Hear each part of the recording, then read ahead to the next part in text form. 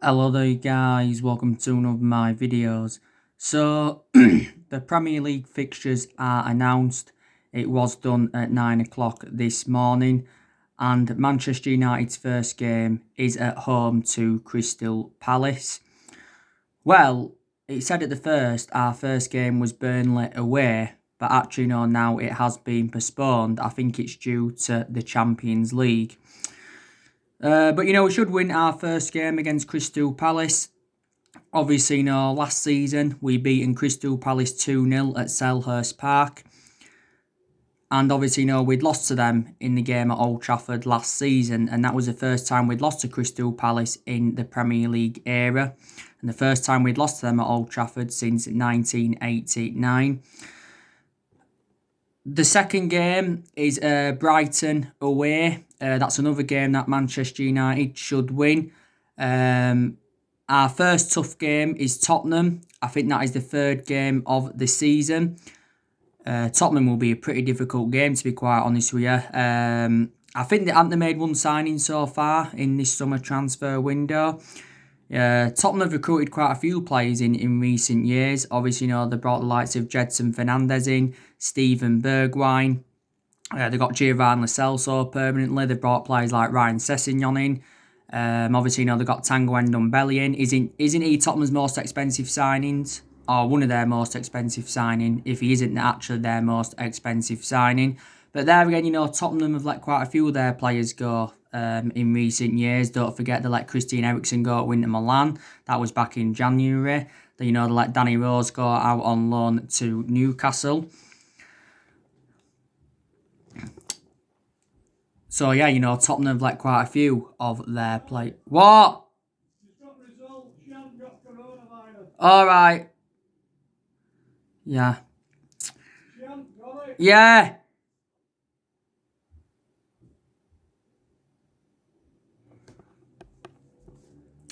But the game last season between Manchester United and Tottenham, obviously, we drew with them 1-1 at the Tottenham Hotspur Stadium, and we'd beaten them at Old Trafford by 2-1. Our game after Tottenham is at Newcastle. Obviously, last season we'd lost away to Newcastle 1-0, and we obviously beaten them at Old Trafford by 4-1, was it, if I can remember rightly. After Newcastle, I think it is Chelsea. That's obviously going to be a very, very difficult game. I think Chelsea could be in there with a shout for next season. Because obviously, Chelsea have done very, very good recruitment so far. Obviously, they got Hakim Ziyech back in February for around, was it 37 or 38 million?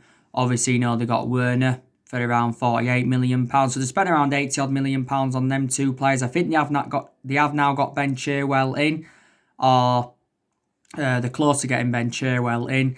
Obviously, Chelsea are still looking to get Kai Havertz in. But actually, we did very, very well against Chelsea last season. Obviously, beating them 3 times out of the 4 times we played them. We did beat them 2-0 at Stamford Bridge last season.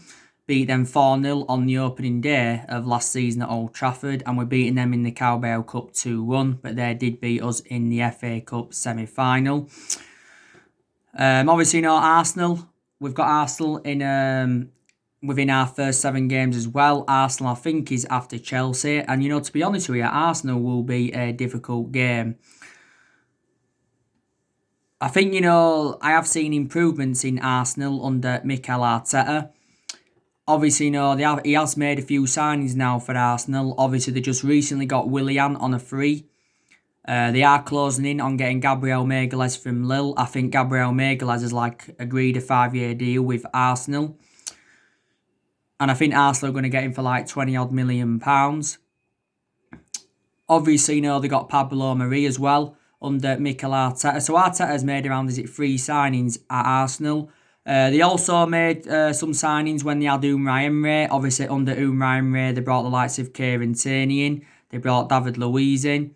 Obviously, they've got William Saliba in from St Etienne. They got Dani Ceballos on loan. They also got Nicolas Pepe in. And Arsenal, have got a lot of good players in their team. I think probably their best player is Aubameyang. Obviously, Lacazette is very, very good for them. And obviously, last season between us and Arsenal, it was 1-1 at Old Trafford, and I think, we'd lost at the Emirates by 2-0. I think actually, the game against Arsenal is at home. Arsenal have not beaten us at Old Trafford in the Premier League since 2006, so that's like 14 years ago now. Obviously, after Arsenal, it is Everton. And obviously, Everton is going to be a tough game. So they are our first 7 games in the Premier League for next season. I've seen a few of the other opening day fixtures. I know that Liverpool have got Leeds. Obviously, that'll be a really, really good game. Obviously, I expect Liverpool to win that. Obviously, Liverpool won the Premier League title last season. That was their first ever Premier League, and it was their 19th overall. And of course, Liverpool did end their 30-year drought. But Liverpool, want to retain it this season. As for Leeds, this is their first season in the Premier League, in 16 years, because the last time they was in the Premier League before this was 2004. Leeds did win the Championship last season. That was their first trophy in 28 years. I think that didn't Arsenal get West Ham, if I'm right?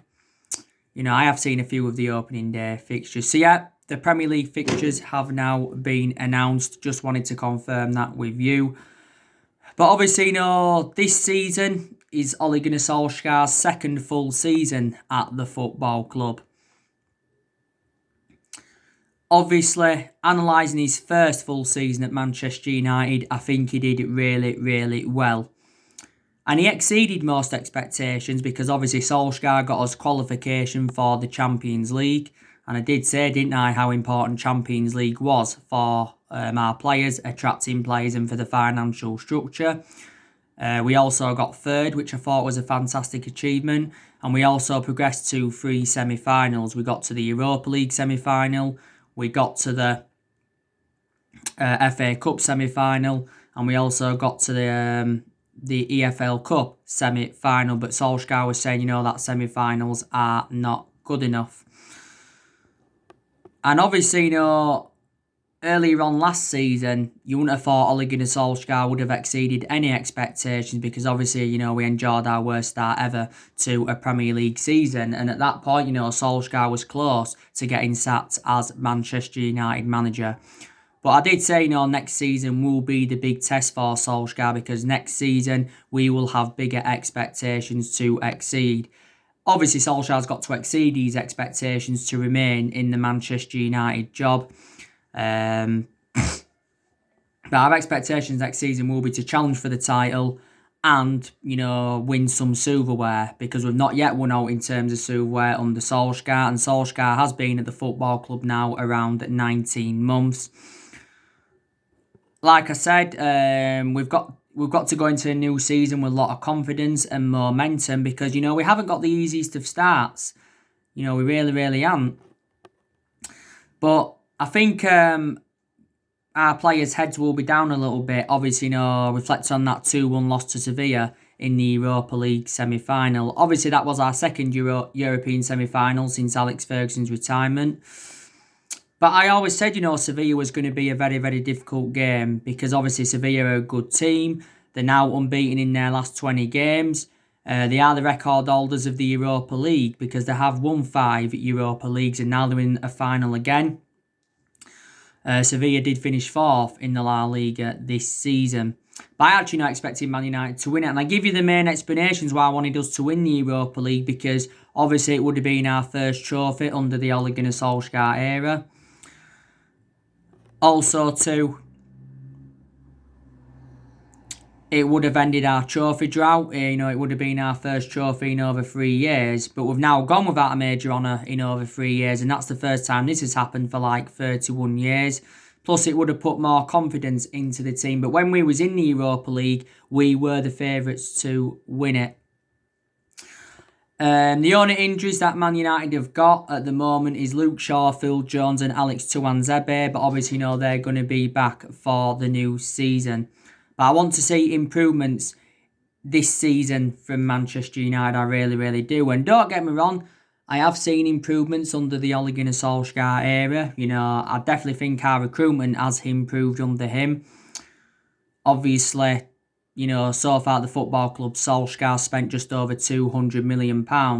In his first summer transfer window, which was last summer, he brought Daniel James and Wan-Bissaka and Harry Maguire in. And in January, he bought Bruno Fernandes and Odion Ighalo. And obviously, he got Odion Ighalo on loan. So I've got to say, our recruitment's definitely improved under him because we have been criticised for several years, reflecting how poor our recruitment policy's been.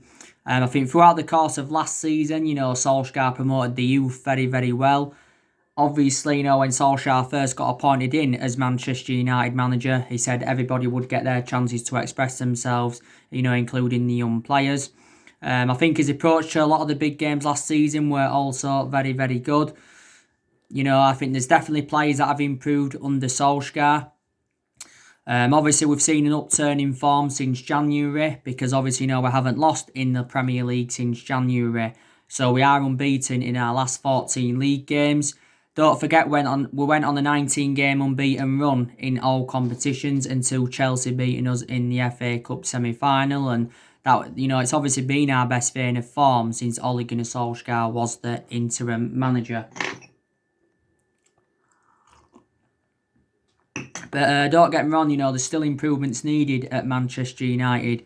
Obviously, there's still aspects of our game that I've got to improve. I think we've got to be more clinical in front of goal. I think we need to keep the ball better. We need to be quicker on the flanks. I think, defensively, we need to improve. Obviously, there's still areas in the squad where Manchester United are lacking. I think in this summer transfer window, Solskjaer's got to recommend a right winner in. We need to search for a holding midfielder. And we're also in search for a centre-half, despite the fact that we have got 7 centre-halves in the team. And I think, there's still certain players that have got to step up to the plate at Manchester United. And I think probably as well, Solskjaer's got to improve his decision-making a little bit. Because there was a lot of games throughout the course of last season where Solskjaer was very tactically naive. But also there was some games where he showed a lot of tactical flexibility. A lot last season, Solskjaer went with that 4-2-3-1 formation because obviously he believes it suits our standards. There were a few times, went with 3 at the back and that, but he usually went with a 4-2-3-1. Solskjaer obviously now knows his best 11 at Man United, but last season did make a lot of rotation, but that was reflected on the injuries that Man United had.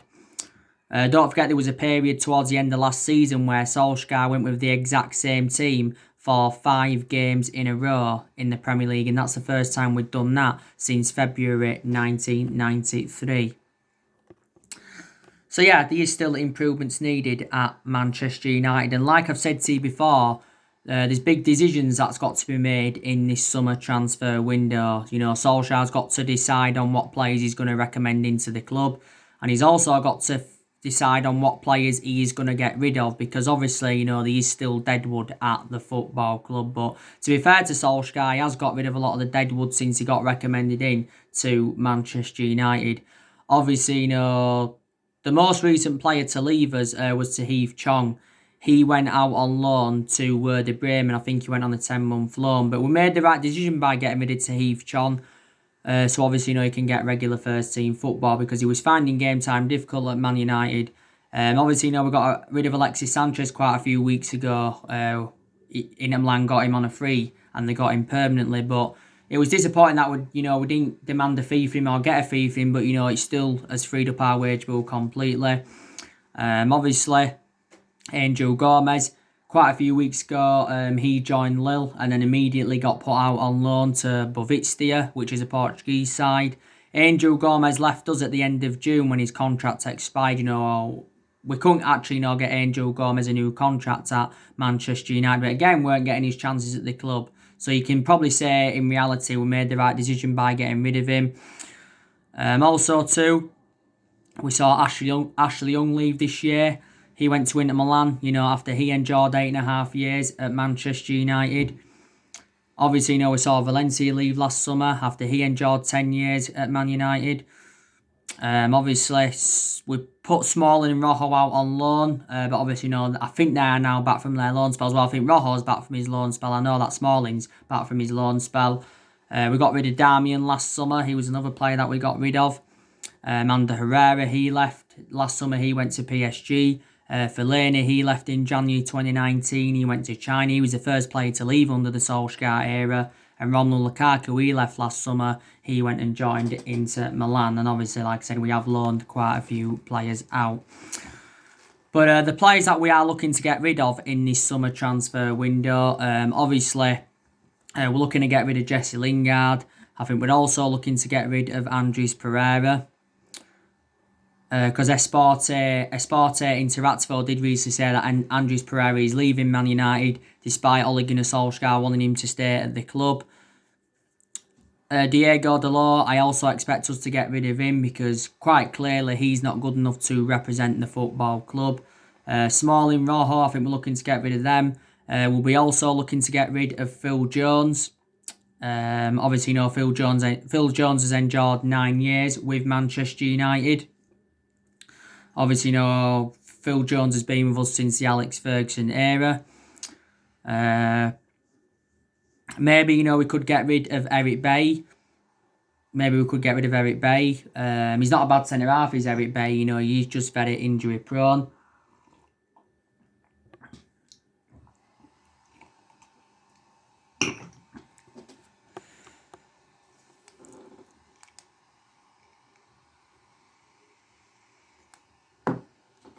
He is just very, very injury-prone. He's Eric Bay. But Eric Bay has endured 4 years with Manchester United. Victor Lindelof, some United fans will say, we need to get rid of him as well. Maybe some United fans will say we need to get rid of Juan Mata, but I think Juan Mata will be at the football club for next season. I think Juan Mata's enjoyed a fantastic career at Man United. He's enjoyed 6 years at the club. We got him back in 2014 from Chelsea for just under 40 million. Juan Mata doesn't get a lot of starts now, but when he does make a fantastic impact. But Solskjaer at the end of last season outlined his transfer plans, didn't he? He said he wants Man United to make at least 3 signings in this summer transfer window. And I think Ed Woodward has said he wants Man United to make around 3 or 4 signings in this summer transfer window. But, Solskjaer's already identified the areas in the squad where he does want to strengthen up. I heard at the end of last season that our transfer budget is around £140 million. But Solskjaer knows he's got the backing of Ed Woodward and he's also got the backing of the Glazers. But this summer transfer window is Ole Gunnar Solskjaer's 4th transfer window as Manchester United manager. On one of my other videos that I did, I give you the things that Solskjaer needs to do. What Solskjaer needs to do at Man United. I said he needs to take the captain's armband off Harry Maguire and give it to somebody else because quite clearly Harry Maguire doesn't really show any leadership. I think we need to give the captaincy either to Paul Pogba or Bruno Fernandes because they are the two, that show fantastic leadership in the team. Solskjaer does need to put Dean Henderson as number 1 for this season. I don't think he's going to do this, to be quite honest with you, because Solskjaer did recently say that Dean Henderson is not yet ready to become Man United's number 1 goalkeeper. So he said that Solskjaer is planning to loan him out again for another season. Now, Sky Sports have just recently said, and Sky Sports is a reliable source, they have said that, negotiations between Man United and Dean Henderson are at an advanced stage over getting him a new long-term contract at the club. It did say that Dean Henderson is close to signing a 4-year contract on Man United worth 100 grand a week. And reportedly this would make him one of the highest paid goalkeepers in the world. And obviously if he was to sign a 4-year deal, it'd keep Dean Henderson under contract on Man United till 2024. And obviously there is an option of a further year. But personally speaking, I think Dean Henderson is definitely now reliable to become our number 1. He's got that experience behind him. He has enjoyed 2 years on loan with Sheffield United. And I've got to say, he has been Sheffield United's player of the season. He had quite a few other loan spells as well with Stockport, Grimsby and Shrewsbury. Obviously, we got Dean Henderson back in 2011 from Carlisle at just the age of 14. we've got to put him as number one for this season. David De Gea, he's been our number one for several years, and Solskjaer wants him to remain number one for next season. De Gea's been a long servant at Manchester United. Obviously, he has enjoyed 9 years at the club. He's approaching now his 10th season at Manchester United. Like I said to you before, De Gea's had 7 good years out of the 9 years he's been at the club. Because obviously in the last couple of years he has been a liability, reflecting on the calamitous mistakes he has made. Obviously it was only last September that De Gea signed a 4-year deal with Man United worth 375 grand a week. So he's the highest paid goalkeeper in the world, and he is the highest paid at the club. But Solskjaer was talking about De Gea a few weeks before the season finished, and he said, David De Gea has been the best goalkeeper in the world for the last 9 or 10 years. And when De Gea does leave Manchester United, I think he'll go back to Spain anyway, like I've mentioned before.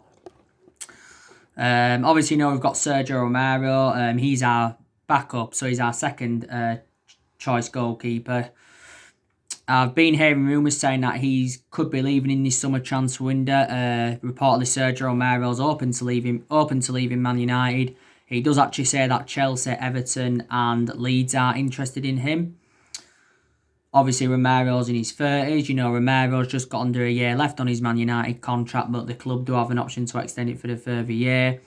Romero's kept 39 clean sheets in 61 games for Man United, which is pretty good. He's enjoyed 5 years with the club. Obviously, we got him on a free from Sampdoria back in 2015. So possibly Sergio Romero is going. But yeah, I think for this season as well, Solskjaer will keep Luke Shaw as our first choice left back, because obviously Luke Shaw is more experienced than Brandon Williams. I think in the next year or two, Williams will become our first choice left back when he does get a bit more experience behind him. But like I said, Luke Shaw's more experienced. And Luke Shaw's enjoyed 6 years with Manchester United.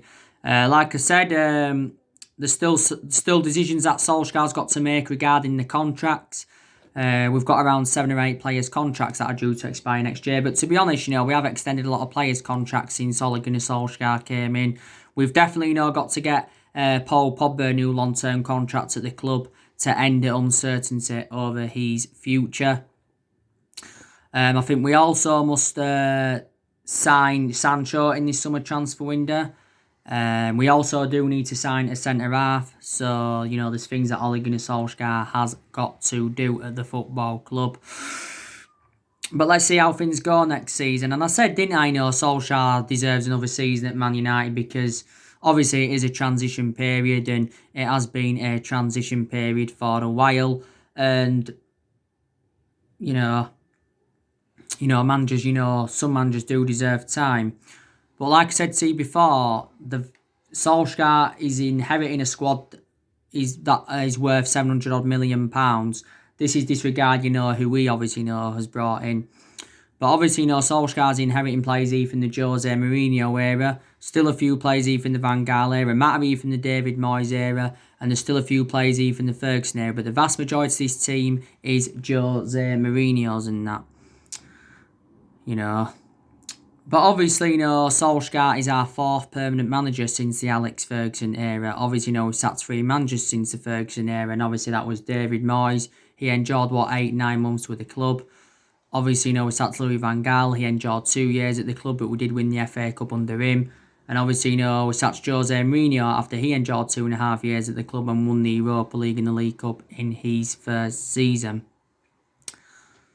So we haven't really got the structure to keep sacking managers. But like I've said to you before, in the last 7 years, we have been playing catch-up. We've had different managers with different philosophies. We spent £900 million on players since Ferguson left, and this includes what we spent under Solskjaer. We've recruited a good 32, 33 players in since Ferguson's retirement. We've also got players on big contracts at the football club. But like I've said to you before, we haven't dominated English football since the Alex Ferguson era, and I just think it's going to be hard for any manager at Manchester United or any manager in general to replicate Ferguson's legacy or to last as long as Ferguson did, because Ferguson enjoyed a good 27 years at Man United. but he didn't settle in straight away because he didn't win out in his first 4 years. But it was unbelievable what he went and accomplished after not winning out in his first 4 years. Won a total of 38 major honours under the Alex Ferguson era. Obviously, we are the most successful team in Premier League history because we have won 20 titles and 13 of them are Premier Leagues, but we haven't won the Premier League title now for 7 years. Obviously, the last time we won it was back in 2013 under the Alex Ferguson era. It was obviously not in Ferguson's last season.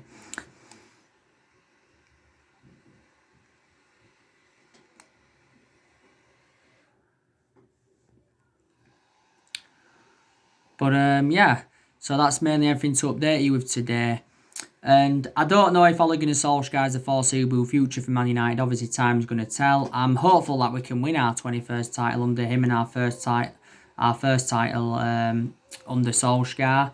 You know, time will tell. But he has learned quite a lot. Like I said, he has now got that managerial experience behind him because Man United is the third club in his managerial career. So he does deserve time. So anyway guys, drop your comments, like, explore on the channel. If you do, consider subscribe as always, and take care, God bless, and I'll see you all again very, very soon.